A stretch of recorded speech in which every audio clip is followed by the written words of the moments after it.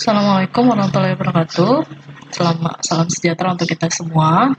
Baik, untuk di video kali ini saya akan menjelaskan bagaimana cara melakukan pengolahan secara komputerisasi menggunakan aplikasi alat ungkap masalah umum ya, atau sering dikenal dengan AUM umum atau AUMU lah singkatannya ya.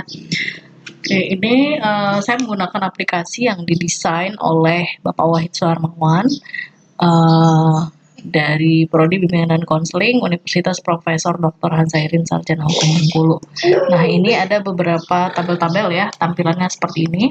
Ini ada beberapa menu-menu yang bisa kita pergunakan gitu ya untuk melakukan pengolahan terhadap alat ungkap masalah umum gitu ya.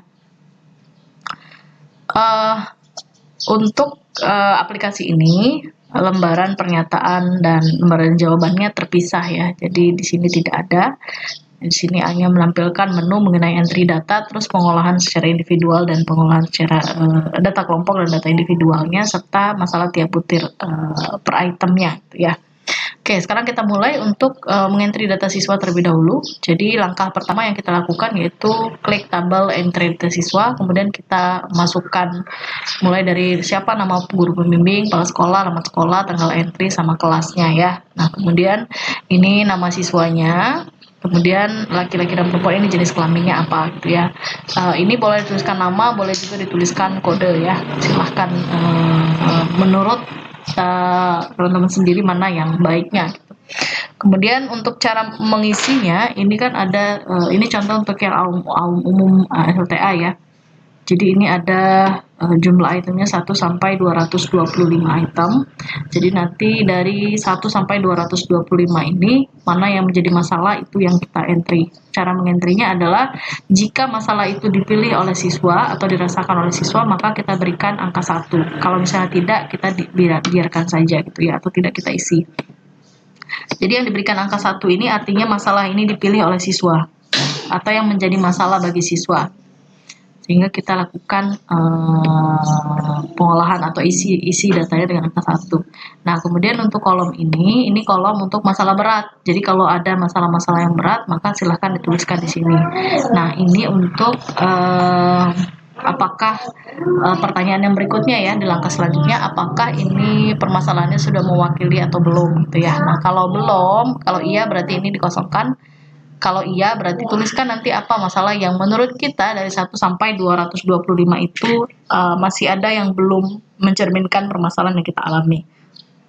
Silakan tuliskan di sini apa masalahnya gitu ya. Kemudian yang ketiga, ini ingin dikonsultasikan dengan siapa ya. Ini dia ingin mengkonsultasikan, iya pengen dikonsultasikan atau masalahnya dia memilih ke orang tua.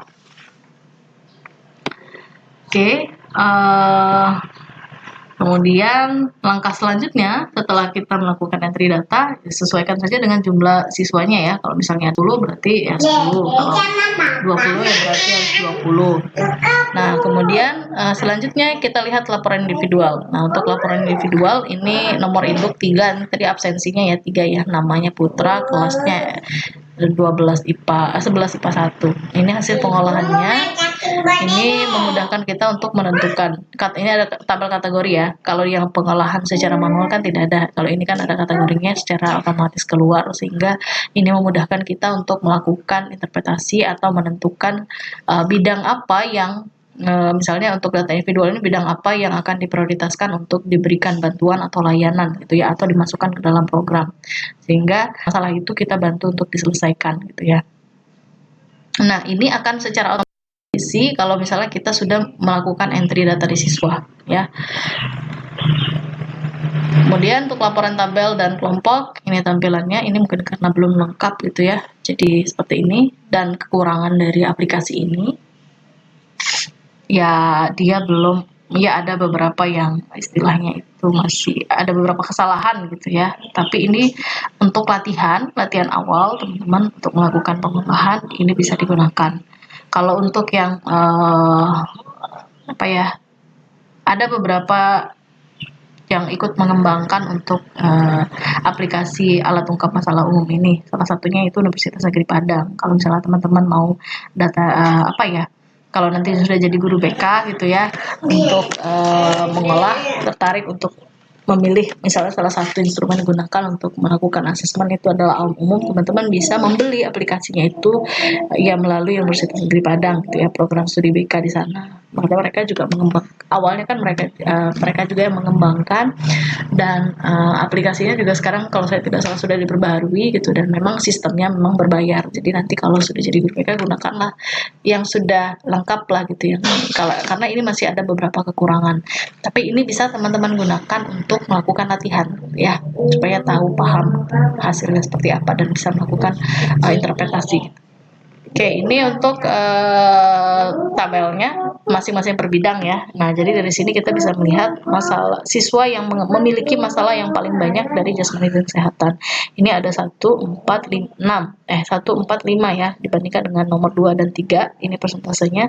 Yang paling banyak itu adalah 1, 4, dan 5. Jadi ini 3 orang siswa ini bisa kita prioritaskan untuk diberikan bantuan atau layanan gitu ya. Pun begitu selebihnya sampai ke tabel waktu senggang, teman-teman nanti bisa pelajari sendiri. Kemudian untuk masalah tiap butir, ini untuk masalah tiap butirnya, jadi ini untuk melihat persentase atau jumlah jumlah yang mengalami masalah gitu ya. Misalnya ini nomor 1, ini ada 3 orang yang mengalami masalah. Nah, kalau item ini banyak dirasakan atau dianggap bermasalah atau dianggap masalah oleh siswa, maka item ini bisa kita jadikan bahan untuk kita melakukan layanan gitu ya, atau memberikan layanan, dan itemnya ini bisa dijadikan untuk menentukan materi layanannya apa gitu ya. Misalnya kalau badan terlalu kurus atau terlalu gemuk, nah kira-kira materi layanannya apa nih gitu.